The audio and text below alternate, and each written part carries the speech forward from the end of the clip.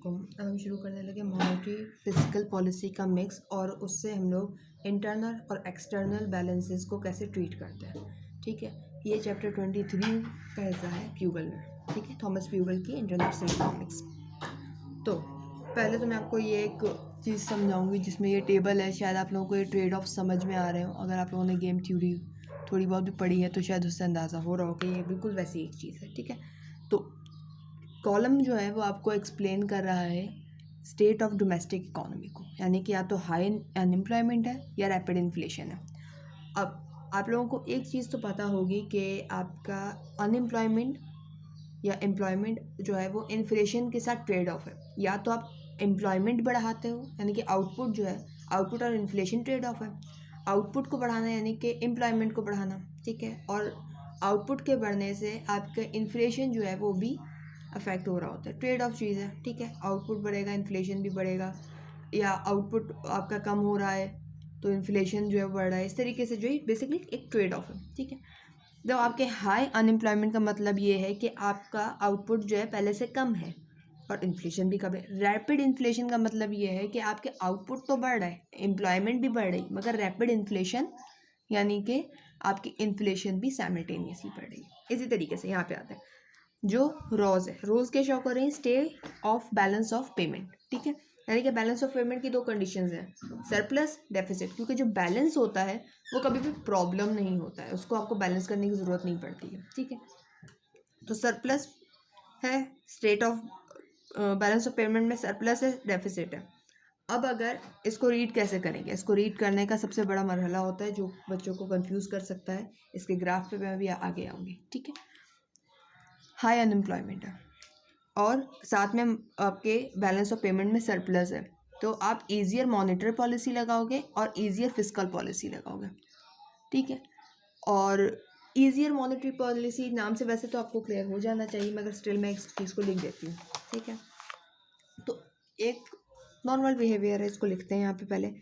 Easy, if you get easy in something, like random normal बात कर रही हूँ। अगर आपको पेपर ख़त्म हो जाए और आपको या ये पता चल जाएगा पेपर एक महीना आगे शिफ्ट हो गए हैं, तो आप उसके मामले में इजी हो जाओगे, ढीले हो जाओगे बिल्कुल। ठीक है, इसी तरीके से अब मैं आपको एक्सप्लेन करती हूँ इजी मॉनेटरी पॉलिसी।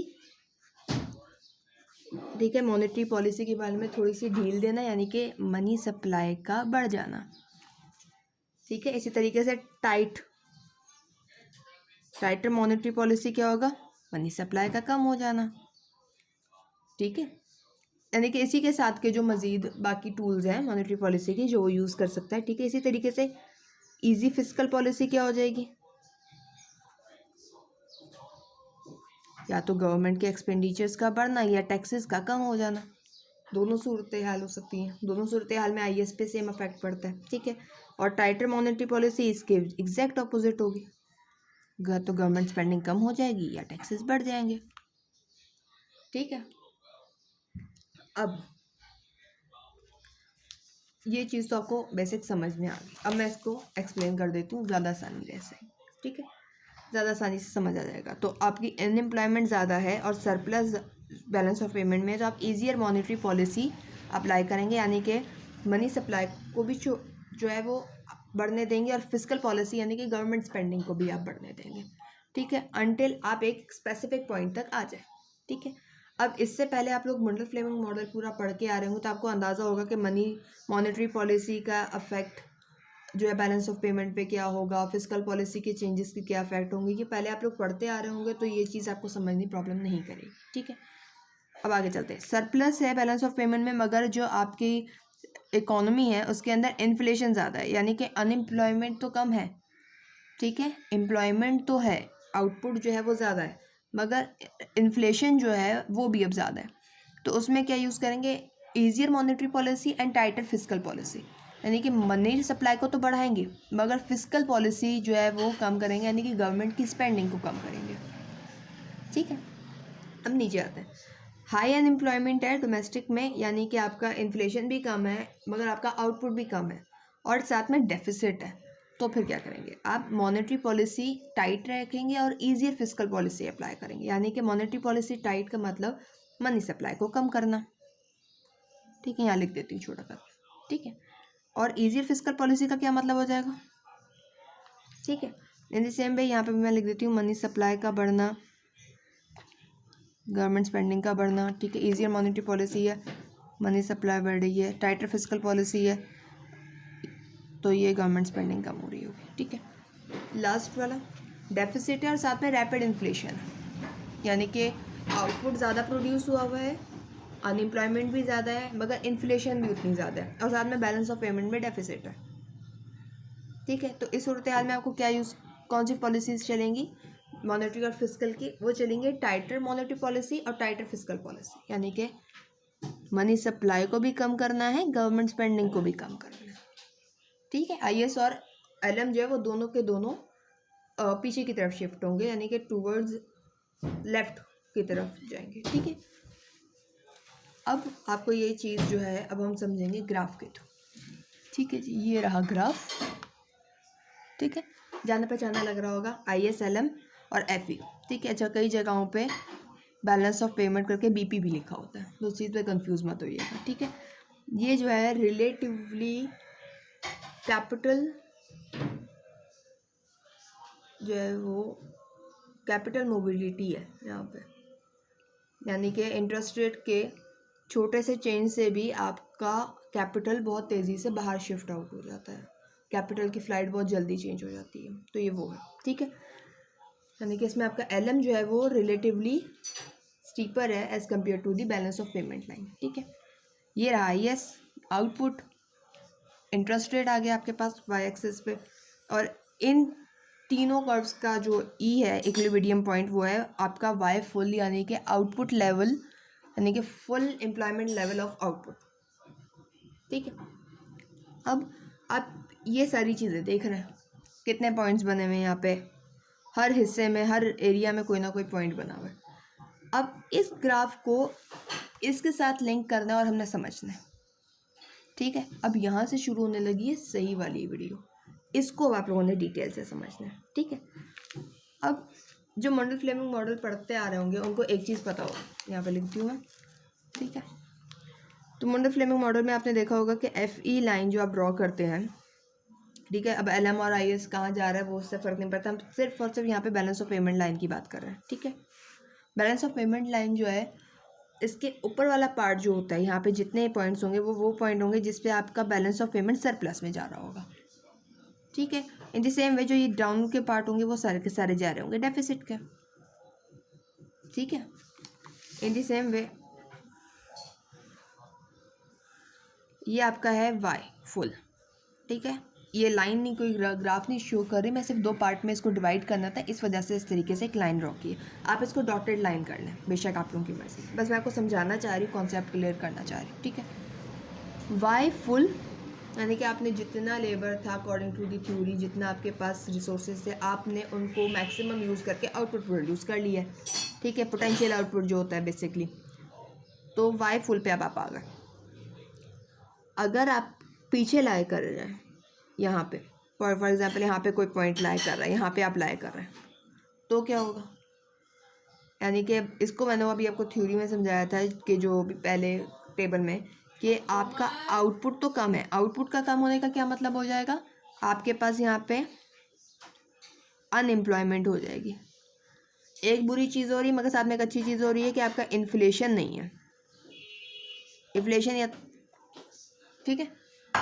इसी तरीके से अगर आउटपुट आपका इसके आगे हो जाए, ये पोटेंशियल आउटपुट की लाइन है ना, अगर ये एक्चुअल आउटपुट आपका यहाँ हो, तो एक चीज़ अच्छी हो रही है कि आपका एम्प्लॉयमेंट हो रही है, यहाँ पे एम्प्लॉयमेंट राइज हो रही है, मगर एक बुरी चीज़ हो रही है रैपिड इन्फ्लेशन,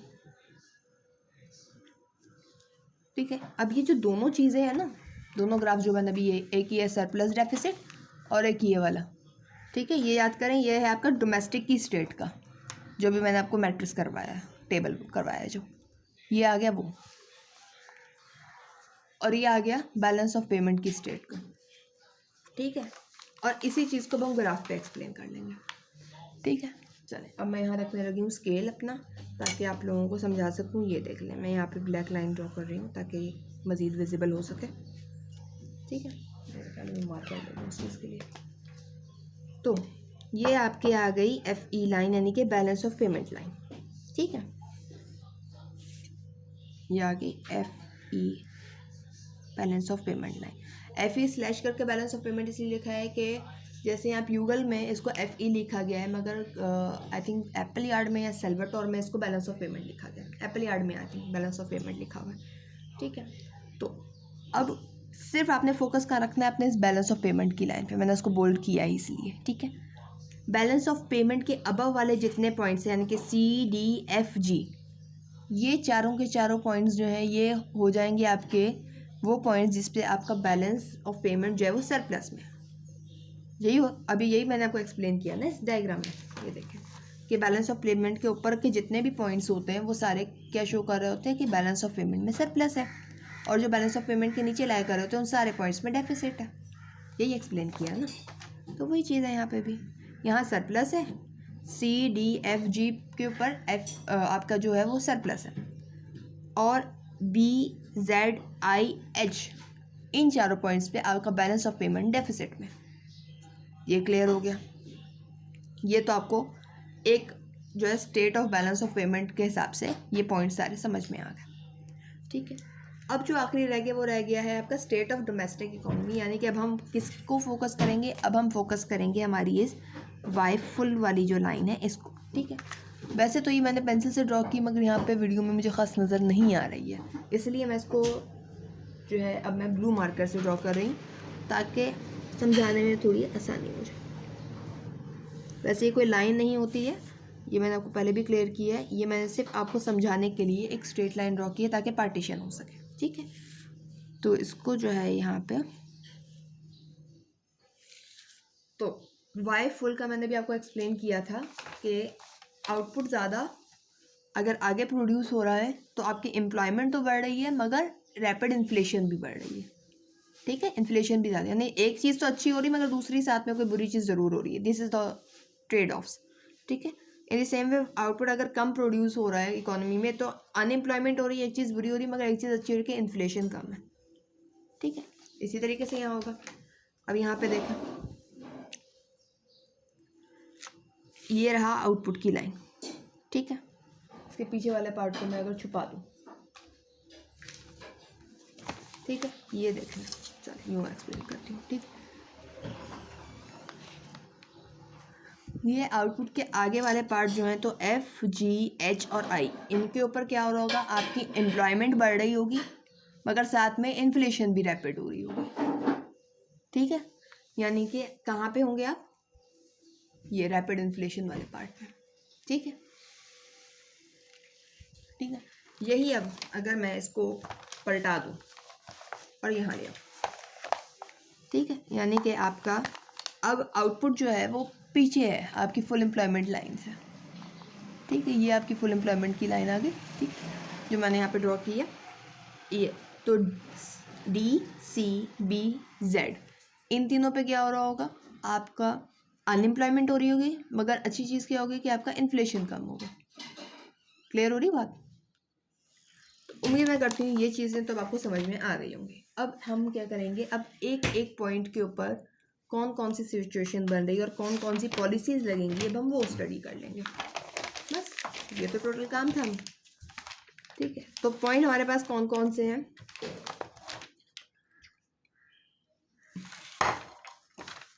ठीक है। तो पॉइंट हमारे पास D है, C, B, Z, I, H, G, F, ठीक है। तो 1 2 3 4 8 पॉइंट हमारे हाथ में, ठीक है। ये मैंने अपने पास पेज पे लिख ली।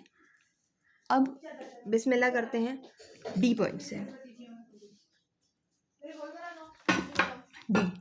डी पॉइंट पे क्या हो रहा है कि आपका फुल एम्प्लॉयमेंट की लाइन से ये पीछे है, ठीक है, यानी कि आपका हाई अनएम्प्लॉयमेंट बन रही है, ठीक है। तो यहाँ पे मैं लिख रही हूँ इसको हाई अनएम्प्लॉयमेंट, ठीक है, हाई अनएम्प्लॉयमेंट बन रही है। हमने इसको ना इस हिसाब से जो है नेम देने हैं, ठीक है। या तो हाई अनएम्प्लॉयमेंट होगी, या रैपिड इन्फ्लेशन होगा, या सरप्लस होगा, या डेफिसिट होगा, इस तरीके से होगा, ठीक है। इसको मैं अब यहाँ से कर रही हूँ इस तरीके से, ठीक हो क्या। अच्छा, हाई अनएम्प्लॉयमेंट है अब ये तो हो गया डोमेस्टिक स्टेट के हिसाब से। अब हमने इसको देखना है बैलेंस ऑफ पेमेंट के हिसाब से। तो यहाँ पे FE लाइन से अबव लाई कर रहा है यानी कि सरप्लस, ठीक है। अब हाई अनएम्प्लॉयमेंट और सरप्लस पे कौन सी पॉलिसीज है? रख रही हूँ ना यहाँ पे।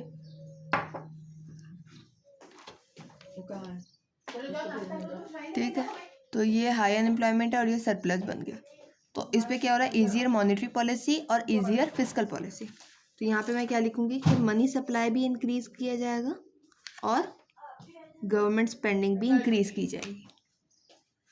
इस तरीके से जो है आप इस पॉइंट को बैलेंस पे लेकर आ सकते हैं, यानी कि आपकी डोमेस्टिक इकोनॉमी भी बैलेंस हो जाएगी और आपका इंटरनेशनल जो बैलेंस ऑफ पेमेंट है वो भी बैलेंस हो जाएगा, ठीक है। इसी तरीके से आगे चलते हैं। सी, वाई आउटपुट से कम है, फुल एम्प्लॉयमेंट आउटपुट लेवल से कम है और FE लाइन से अबव है, यानी कि सरप्लस है और साथ में अनएम्प्लॉयमेंट है। इसका भी वही बनेगा कि आपका मनी सप्लाई इंक्रीज़ किया जाएगा और जी भी इंक्रीज़ होगा। अब किस रेट से इंक्रीज़ होंगे दोनों, किसका रेट ज़्यादा होगा किसका रेट कम होगा, ये मज़ीद डिटेल है तो उसमें हम इतना नहीं जा रहे, बस इतना याद रखने की ज़रूरत है, उतना रखिएगा, ठीक है। ये हो गया सी की बात। अब बी आपकी FE लाइन से है नीचे और आउटपुट लेवल से है पीछे। तो यानी कि इस बी पे क्या होगा कि आपका FE लाइन से नीचे है तो हो जाएगा डेफिसिट, ठीक है, और वाई आउटपुट से कम है तो हो जाएगा अनएम्प्लॉयमेंट। तो डेफिसिट और अनएम्प्लॉयमेंट को यहाँ पे देख लेते हैं, ठीक है। ये रहा डेफिसिट और ये रहा हाई अनएम्प्लॉयमेंट। टाइटर मॉनेटरी पॉलिसी और ईजियर फिस्कल पॉलिसी, यानी कि हम यहाँ पे अब क्या करेंगे, मनी सप्लाई को कम करेंगे और गवर्नमेंट स्पेंडिंग को बढ़ा देंगे, ठीक है। फिर जेड पॉइंट पे आपका बैलेंस ऑफ पेमेंट में बन रहा है डेफिसिट और आपके आउटपुट फिर से बन रहा है अनएम्प्लॉयमेंट। तो सेम वही चीज़ है जो इसकी थी, यानी कि मनी सप्लाई को आप डिक्रीज करोगे और गवर्नमेंट स्पेंडिंग को आप इंक्रीज कर दोगे, ठीक है। अब आओ यहाँ पे एफ पे क्या हो रहा है, आपका आउटपुट ज़्यादा है यानी कि रैपिड इन्फ्लेशन है। वाई फुल से आपकी जो वैल्यू है वो आगे आउटपुट की प्रोड्यूस हो रही है, तो रैपिड इन्फ्लेशन आ रही है। इसके अलावा बैलेंस ऑफ पेमेंट में क्या आ रहा है, सरप्लस आ रहा है। तो रैपिड इन्फ्लेशन यहाँ पे आ गया और सरप्लस कहाँ आ रहा है, ये आ गया। तो ईजियर मॉनेटरी पॉलिसी लगेगी और टाइटर फिस्कल पॉलिसी लगेगी। तो ईजियर मॉनेटरी पॉलिसी मैंने आपको बताया था कि मनी सप्लाई का बढ़ना, ईज ऑफ कर देना मनी सप्लाई को, ठीक है। और टाइटर फिस्कल पॉलिसी यानी कि हार्ड टाइट कर लेना, गवर्नमेंट स्पेंडिंग को कम कर देना, ठीक है। जी पॉइंट पे FE लाइन से ऊपर है यानी कि सरप्लस, ठीक है, यानी कि सरप्लस हो गया। और आपके वाई फुल से आ गए यानी कि रैपिड इन्फ्लेशन, ठीक है। तो सरप्लस और रैपिड इन्फ्लेशन का फिर वही हो जाएगा कि रैपिड इन्फ्लेशन सरप्लस, यानी कि आपका मनी सप्लाई का बढ़ना और गवर्नमेंट स्पेंडिंग का कम होना, ठीक है। अब एच पे चलते हैं। एच पे क्या है, आप अब FE लाइन से नीचे आ गए, यानी कि आपका अब है डेफिसिट। बैलेंस ऑफ पेमेंट जो डेफिसिट फेस कर रहा है और आउटपुट लेवल फिर वही आपका ज़्यादा है, तो रैपिड इन्फ्लेशन है, ठीक है। तो अब डेफिसिट और रैपिड इन्फ्लेशन और ये डेफिसिट, ये वाला टाइटर मॉनेटरी पॉलिसी और टाइटर फिस्कल पॉलिसी। तो मॉनेटरी पॉलिसी का टाइट होना, MS का कम होना, और फिस्कल पॉलिसी का टाइट होना यानी कि गवर्नमेंट की स्पेंडिंग्स का कम होना, ठीक है। अब ये आई पे क्या है आपका, फिर डेफिसिट है, यहाँ पे लिख देती हूँ मैं यहाँ पे इसको। एक तो डेफिसिट है बैलेंस ऑफ पेमेंट में, साथ में आउटपुट लेवल के हिसाब से देखा जाए तो ये रैपिड इन्फ्लेशन शो कर रहा है, यानी कि आपकी आउटपुट लेवल जो है वो बढ़ा हुआ है, ठीक है। तो अनएम्प्लॉयमेंट भी नहीं है, अनएम्प्लॉयमेंट भी कम है, एम्प्लॉयमेंट ज़्यादा है और साथ में इन्फ्लेशन ज़्यादा है, ठीक। अब इसमें भी वही होगा कि डेफिसिट और रैपिड इन्फ्लेशन, यानी कि टाइटर मॉनेटरी पॉलिसी और टाइटर फिस्कल पॉलिसी, ठीक है। तो मनी सप्लाई का भी कम होना और गवर्नमेंट स्पेंडिंग का भी कम होना। अब अभी देखो मनी सप्लाई कम हो रही है यहाँ दो पे गवर्नमेंट स्पेंडिंग कम हो रही है और मनी सप्लाई बढ़ रही है। इस क्वाड्रेंट को देखा जाए तो यहाँ पे आपका मनी सप्लाई भी बढ़ रही, गवर्नमेंट स्पेंडिंग भी बढ़ रही, दोनों पार्ट में। यहाँ देखो तो मनी सप्लाई कम हो रही, गवर्नमेंट स्पेंडिंग बढ़ रही, दोनों में। मगर इसका ये मतलब नहीं है कि ये सारे के सारे सेम हैं। इस मनी सप्लाई कितने रेट्स, चेंज मनी सप्लाई में कितना आएगा और चेंज गवर्नमेंट स्पेंडिंग में कितना आएगा, ये डिफर करेगा हर अलग पॉइंट पे। ठीक है, इस चीज़ को जो है माइंड में रखिएगा। और यहाँ पे हमारा ये टॉपिक हो गया कंप्लीट।